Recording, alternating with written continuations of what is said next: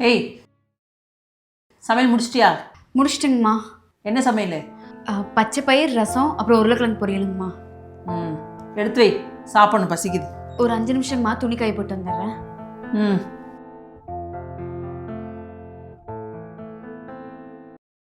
அன்னைக்கு என்னையே அடி வாங்க வச்சல, இப்ப பாரு என்ன பண்றேன்னு.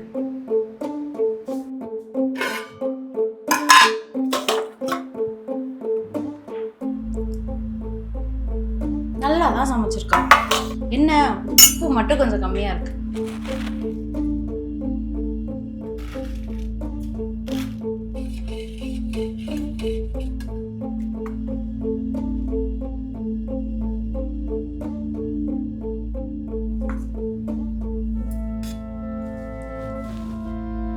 போதும்.